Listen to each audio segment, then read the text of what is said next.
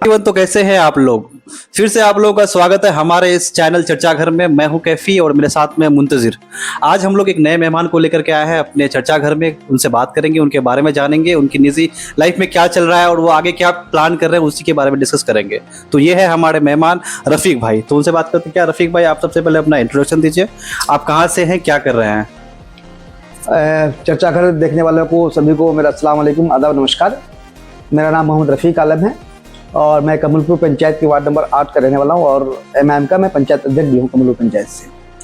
तो ज़्यादा नहीं है, बस हम लोग सिंपल हैं और अपने बारे में ज़्यादा बोलने के लिए नहीं है कुछ भी, क्योंकि मैं कभी स्कूल कॉलेज गया नहीं हूँ दोस्त, तो मैं कुछ ज़्यादा बोल पाऊँगा। जैसा कि आपने बताया अभी कि आप कहीं स्कूल कॉलेज नहीं गए, कभी आपका तालीम सही से नहीं हो पाया, चाहे वो रीज़न कुछ भी हो। लेकिन सर, जैसा कि हम देखते हैं आए दिन आपका वीडियो सर्कुलेट होते रहता है, आप समाजी मुद्दों को लेकर के काफ़ी चर्चित रहते हैं। आखिर आप ये बताइए कि आपको ये प्रेरणा कहाँ से मिला? आप समाज में, आप सियासत में इतने इन्वॉल्व कैसे हैं? देखिए, मैं जब 2014 से लेकर 2019 तक मैं चंडीगढ़ जो है शहर में रहा, तो उस शहर का जो सिस्टम है, वहाँ के प्रशासन का जो सिस्टम है, तो वहाँ बेझिझक आप कुछ भी प्रशासन को बोल सकते हैं, जो आपको परेशानी है वो बोल सकते हैं। तो जब मैंने जिस शहर में रहा वो चंडीगढ़ और पंजाब सिविल सेक्रेटरीट सेक्टर 1 में रहा मैं, तो वहाँ पर मैंने देखा कि बहुत सारे के जो MP MLA और जो अधिकारी वो आते हैं। तो मैंने एक अधिकारी थे, IPS थी वो, हाँ महिला थी। जब मैंने कोई भी सवाल पूछना होता था मैं उनसे आराम से पूछता था भी वो। तो मैं तो एजुकेशन नहीं ले, लेकिन जो वहाँ पे जो वर्ड जो बोला जाता है ज़्यादातर जो है 80% वर्ड जो है इंग्लिश का ही होता है। तो मैं 2-4 वर्ड भी सीखने का मौका मिला वहाँ पर। और जो ये आप जो बोले कि आप प्रेरणा कहाँ से मिली, तो मैंने सोचा कि जो अधिकारी वहाँ पर हैं चंडीगढ़ जो शहर में, मुझे लगता है वो अधिकारी शायद यहाँ भी होंगे। तो रफीक भाई आप बताएं कि आप अदर स्टेट में रहते थे, वहाँ कुछ अधिकारियों से आपकी बातें भी हुई, तो वहाँ का सिस्टम आपको अलग लगा यहाँ से? बेहतर रहते हैं, बेहतर लगा जो है। तो क्या ये प्रेरणा वहीं से मिली कि वहाँ का जो अधिकारी IPS है वो सेम IPS तो हमारे बिहार में भी है, यानी पूरे ओवर इंडिया में जितने भी IPS है सेम रैंक के है, सही है? जब वहाँ हम सवाल कर सकते हैं तो वही सवाल हम अपने यहाँ क्यों नहीं कर सकते? यहाँ हम क्यों डरे? तो यहाँ जो मैंने जब सवाल किया, मैं जैसे कई बार हमारे पंचायत के अंदर विशाल DM विशाल राज आए, तो उनसे भी मैंने सवाल किया। तो शायद लोगों को लगा कि अचंभा है, ये तो कभी स्कूल लिखे पढ़ा लिखा नहीं है, तो ये DM से कैसे सवाल पूछ सकता है। तो मैं सोच रहा हूँ कि मैं चंडीगढ़ में हूँ और मैं जिस तरह से वहाँ पे अधिकारियों से बात करता था, जिस तरह से मेरे फ्रेंडली बात कर सकता था वहाँ के अधिकारियों से, उस तरह से यहाँ भी होगा। तो DM साहब जब आए थे हमारे पंचायत के अंदर, तो मैंने DM साहब से मिला भी और कहा भी सर कि ऐसे बात है सर, और हमारे अल्ताफ हॉस्पिटल में जो सर एम्बुलेंस की कमी है, यहाँ पे जो डॉक्टर की कमी है, और जो नाइट में डॉक्टर नहीं रहते, कुछ दवाइयों की कमी है। तो फिर बहुत सारे लोग जो अचंभा हो गए कि भाई अब तुम DM साहब से कैसे बात कर रहे हो। मैं कहा भाई क्या बड़ी बात है, वो भी इंसान है, हम इंसान है, वो हमारे लिए मतलब हमारे लिए बने, वो हमारे सुरक्षा के लिए बने, हमारे देखभाल के लिए बने। तो DM साहब से भी सवाल पूछा मैंने, जैसे कि पंचायत के अंदर बहुत सारे मुद्दे, बहुत सारे मामले आप लोगों ने देखा कि चाहे वो हॉस्पिटल का मामला हो या फिर पोस्ट ऑफिस का मामला हो या फिर हाई स्कूल का मामला हो।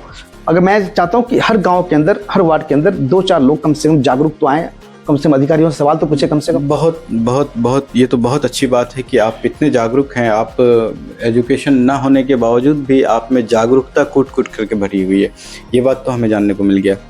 लेकिन मैं इन दिनों कुछ मैं जैसा कि सुना आपके बारे में कि आप वार्ड मेंबर रह चुके थे पहले, फिर आप चुनाव लड़े थे। अच्छा, चुनाव लड़े थे और आपको मौका मिला चुनाव लड़ने का, लेकिन आप सेकंड रैंक में आए। तो आपने जब चुनाव लड़ा था तो आपका जो मेन मोटिव था चुनाव लड़ने का, आप किन समस्याओं को देखते हुए चुनाव में आए थे? आप थोड़ा सा इनके बारे में बता दीजिए हमें। देखिए, चुनाव जब मैंने 2014 के बाद जब 2019 में जब घर आया, तो इत्तेफाक से देखिए कि यहाँ पर जो लॉकडाउन लग गया था। लॉकडाउन में मैंने तो ज़्यादा कुछ कर नहीं पाया लोगों के लिए, लेकिन मैंने लोगों से मिला, जाकर के देखा कि किसका क्या हालत है, नहीं है। तो मुद्दा तो उस टाइम मुझे मालूम ही नहीं था कि पंचायत के अंदर क्या मुद्दे होने चाहिए और क्या हैं। तो उस वक्त तो जो चुनाव में जब यही मुद्दा चल रहा था कि युवाओं को मौका देना है, युवाओं को मौका देना है, तो मैंने भी नॉमिनेशन कर दिया, शायद मुझे भी लोग चाहेंगे भाई। तो ऐसा नहीं हुआ, लोग ने किसी और को पसंद किया। लेकिन युवाओं को मौका देने के बाद भी मुझे याद है कि 2001 में जब हमारे यहाँ फर्स्ट टाइम चुनाव हुई थी, शायद 18 या 20 साल के बाद, तो हमारे चचा डॉक्टर राजेंद्र झा जी हैं। तो उस वक्त की बात मैं कहूँ कि उस वक्त से लेकर अभी तक 2026 तक मुझे लगता है कि किसी चीज़ में कुछ ज़्यादा बदलाव हुआ है। तो एग्जाम्पल के तौर पर मैं आपको बताना चाहता हूँ, जैसे कि हमारे क्षेत्र के अंदर मुझे याद है उस टाइम भी शायद जो इंदिरा आवास के नाम पर जो 12,000 रुपये आते थे उसमें भी कटौती 2,000 रुपये की कटौती होती थी। फिर जैसे जैसे आप लोग कुछ अभी बोल रहे हैं कि युवा जो भी किसी पंचायत का जो मुखिया बने हैं उन्होंने बहुत ज़्यादा काम किए हैं, तो बहुत ज़्यादा काम नहीं किए हैं। उस वक्त की जो अमाउंट होती थी बहुत ही कम होती थी, और आज की डेट में जो अमाउंट बहुत ज़्यादा आते हैं पंचायत के लिए, फंडिंग बहुत ज़्यादा आती है अभी। तो बदलाव अगर कुछ नहीं हुआ है तो मैं देख रहा हूँ कि अगर एक गरीब आदमी अगर अपने राशन कार्ड बनवाने के लिए उनको 2,000 रुपये लग जाते हैं कम से कम। हैं, लोग तो मीडिया के सामने आकर बोल नहीं पाते, जब मैं बोलता हूँ तो लोग फिर सुनते भी हैं वीडियो को, और मैं अपने तरफ से ही मैं वीडियो बनाता हूँ, सुनते भी देखते हैं। तो रफीक भाई, मेरा एक सवाल आपसे ये है, आप जो बोले अभी लास्ट टाइम आप चुनाव भी लड़े हैं, उसमें आप सेकंड रैंक किए, तो आपको क्या ऐसा कमी लगा आपको उस टाइम कि आप ये नहीं कर पाए, जिसकी वजह से आपके ऊपर लोग भरोसा नहीं कर पाए, और वो क्या चीज़ है? और आगे क्या सोच रहे हैं आप फिर से इस बार आने का चुनाव में? क्या आपका कोई ऐसा मोटिव है जो पिछले बार आप ना कर सके उसको इस बार करके? देखिए, मुझे जो वार्ड के अंदर जो नकार दिया गया, जो मुझे लोगों ने वोट नहीं दिया, मुझे सपोर्ट नहीं किया, लेकिन ऐसे नहीं कि कुछ लोगों ने मुझे वोट नहीं दिया, बाकी लोगों ने मुझे वोट किया है। तो उस वक्त यही रीज़न आया था कि ये जो लड़का जो आया है चुनाव के अंदर वार्ड सदस्य बनने के लिए, तो ये तो नॉन एजुकेटेड है, पढ़ा लिखा नहीं है, क्या किसी वीडियो के सामने बात कर सकता है, क्या डीएम के पास जाकर बैठ सकता है? तो मैं आप लोगों को बता दूं कि मेरे वीडियो बनाने का मकसद, और मैं जो किसी अधिकारी के साथ बात करता हूँ तो ये मैं अपने हिम्मत के साथ बात करता हूँ। मैं बोल भी सकता हूँ लोगों को कि देखिए, कोई जरूरी नहीं कि कोई अगर इंटर किया हो, कोई अगर ज़्यादा MBA किया हो तो वही सिर्फ अधिकारी से बात कर सकते नहीं है। मैं भी अधिकारी से बात कर सकता हूँ, कई बार मैंने बात भी किया, कई बार मेरे वीडियो वायरल भी हुई है। मैं डीएम साहब से जाकर मिला हूँ, उनसे ये बात किया हूँ, मैं वीडियो साहब से बात किया हूँ। जो अधिकारी हमारे पंचायत के अंदर आते हैं सबसे पहले मैं सवाल पूछता हूँ, तो लोग तो यही करते हैं कि तुम उंगली करने जाते हो। उंगली नहीं, अधिकारी से सबसे मुद्दा ये होता है कि आप सबसे पहले उन्हें सवाल पूछिए। अच्छा, तो रफ़ीक भाई, मेरा सवाल ये है कि आखिर जैसे जो बहुत सारे पढ़े लिखे लोग नहीं कर पाते हैं, आपके अंदर वो कैपेसिटी है, वो एबिलिटी है कि आप बिना डरे, बिना किसी झिझकिचाहट के और बिना किसी झुंझलाहट के भी किसी भी अधिकारी से आप बात कर सकते हैं, उनसे किसी मामले में आप पूछ गछ कर सकते हैं। ये हर किसी से नहीं होता है, ये तो बहुत अच्छी बात है। लेकिन जैसे कि आपको पता है कि अभी चुनाव आने ही वाला है, तकरीबन 2026 में हमारा चुनाव, पंचायत चुनाव आने वाला है नवंबर तक। तो आपका इन्वॉल्वमेंट जो देखा जाए सियासत में काफ़ी ज़्यादा है, काफ़ी हद तक हर रोज़ आए दिन जो भी मामलात होता है आपसे मुलाकात हो जाती है, कोई भी मामलात होता है आपका वीडियो सर्कुलेट होने लगता है, कोई भी मामलात होता है सबसे पहले आपका चेहरा नज़र आता है। हालांकि प्रेजेंट में भी अभी बहुत सारे उन पदों पर है, लेकिन उनका चेहरा हमें नज़र नहीं आता, आपका चेहरा ज़्यादा नज़र आता है। तो आपका क्या मोटिव है कि क्या आप किसी एक टारगेट को लेकर के सियासत में सर्कुलेट कर रहे हैं, या फिर आप यूं ही जन से, मतलब आपका कोई मोटिव नहीं है, बस यूं ही आप किसी भी मुद्दे पे जा कर के अपना मतलब हाजिर हो जाते हैं? आप इनके बारे में थोड़ा सा खुलासा कीजिए। देखिए, लोगों ने मुझे नहीं चुना, लोगों ने मुझे नकार दिया, लेकिन ये जो काम है, मैं कहता हूँ, आप अगर हमारे ज़िले के अंदर कोई नए डीएम आते हैं या नए कोई एसपी आते हैं या फिर नया कोई वीडियो साहब आते हैं, तो उनका काम, उनका दायित्व बनता है कि वो हर जितने उनके क्षेत्र पड़ता है वो सभी क्षेत्रों का भ्रमण करें और देखें किस चीज़ की कमी है। जिस तरह से हमारे एक वार्ड सदस्य हो या मुखिया जी हो, अगर वो मुखिया जी अगर फर्स्ट टाइम बन के आते हैं तो उनको ये देखना चाहिए हमारे वार्ड में किस चीज़ की कमी है, हमारे लोगों को किस बात की परेशानी है। मैं एग्जाम्पल के तौर पर बता दूँ कि हमारे यहाँ पर जो लोग जो जूझ रहे हैं, तो राशन कार्ड बनवाने में 3 महीना लग जाते हैं, 2,000 रुपये लगते हैं। वो राशन कार्ड लेकर के डीलर के पास जाते हैं, वो डीलर जो है एक पर यूनिट में 1/2 kg राशन कार्ड लेते हैं। और जो अभी मैंने पहले भी मुद्दा उठाया था पोस्ट ऑफिस का, ये मेरा काम नहीं था। मैंने एक जागरूक नागरिक होने के नाते, अपने पंचायत का जागरूक होने के नाते मैंने ये आवाज़ उठाया। आपने कभी एक एलिगेशन लगाया कि राशन कार्ड बनवाने के लिए 2,000 रुपये लगता है और आधा kg राशन कार्ड लिया जाता है, तो क्या ये गवर्नमेंट की फीस है या फिर ये कोई जो बिचौलिया है वो लेते हैं इनको?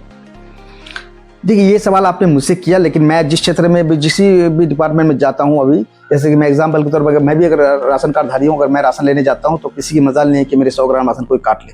मैं अगर पोस्ट ऑफिस में अपने खाता खुलवाने जाऊँ, अपने आधार कार्ड बनाने जाऊँ या अपने मोबाइल नंबर जोड़ने जाऊँ, तो उस अधिकारी की इतनी हिम्मत नहीं होगी कि वो मुझसे रुपया ले। मैं अगर पंचायत भवन में अपने किसी राशन कार्ड, किसी को मोबाइल नंबर जुड़वाने के जाऊँ, आधार कार्ड बनवाने के जाऊँ, वो पंचायत भवन में किसी की हिम्मत नहीं है। सवाल मेरा नहीं था, आपने इसको रिपीट करा अभी कुछ देर पहले कि ये 2,000 रुपये लिए जाते हैं, तो क्या ये गवर्नमेंट की फीस है या फिर कोई बिचौलिया इसको ले रहा है?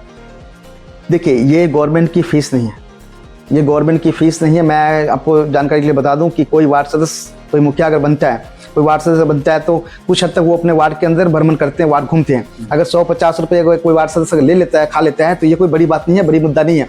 मुद्दा ये है कि उन अधिकारियों को के ऊपर लगाम कैसे लगेगा जिस अधिकारियों को गवर्नमेंट ने हमारे लिए बैठा के रखा है। गवर्नमेंट ने जब उनको 70,000 80,000 रुपये सैलरी पे करती है, फिर वो हमसे फिर रिश्वत क्यों लेता है, रिश्वत क्यों मांगता है? परेशानी किसकी है, तकलीफ किसकी है, कौन इसके लिए आवाज उठाएगा? हमारे गांव के जो रहबर हम चुनते हैं, अपने पंचायत का जो रहबर जिसको चुनते हैं, उसको उसका दायित्व बनता है, उसका आवाज उठाने का वो हक बनता है। लेकिन नहीं, कोई आकर बोल दे, किसी अधिकारी को धमकाया हो, बोला हो कि सर आप राशन में क्यों कटौती करते हैं, राशन कार्ड में 2,000 रुपये क्यों लगता है सर, आधार कार्ड में पैसा क्यों लगता है?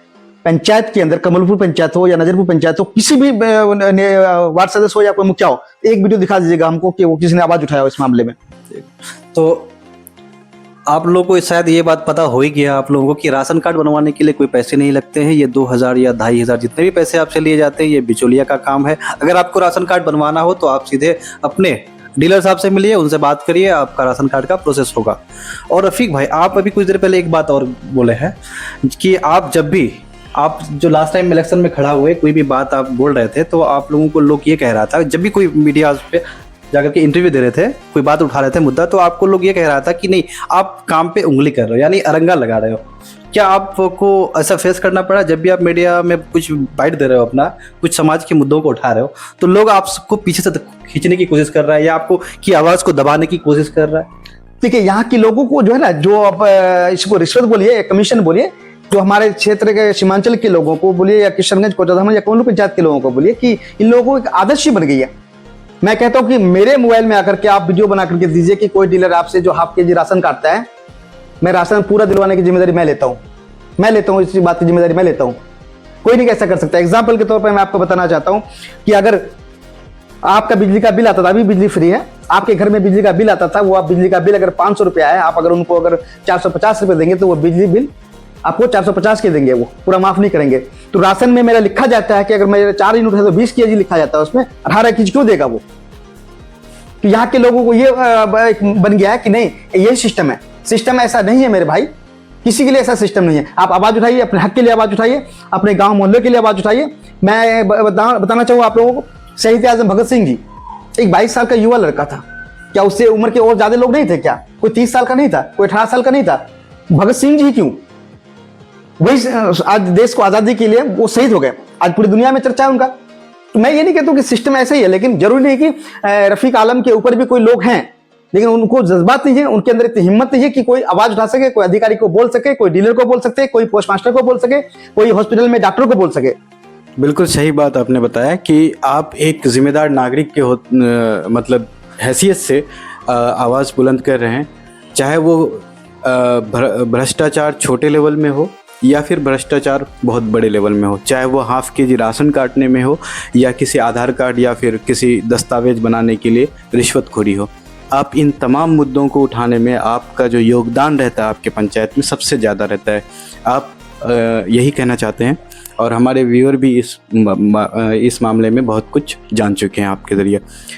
आपका बहुत बहुत शुक्रिया हमारे चैनल में आने के लिए, और आपने अपना जो पॉइंट ऑफ व्यू है वो रखा और एक ज़िम्मेदार नागरिक होने के नाते आपने लोगों को ये बताया। बहुत कुछ जानने को मिला आपके ज़रिए, और उम्मीद करते हैं, आशा करते हैं कि आपका जो सियासत में अभी इन्वॉल्वमेंट है, राजनीति में आपका जो कदम है वो जमाए रहे, और जो भी ये जिस भी आप पद पे आना चाहते हैं तो एक बार फिर से किस्मत आजमाएं, इस बार शायद लोग आपको मौका दें।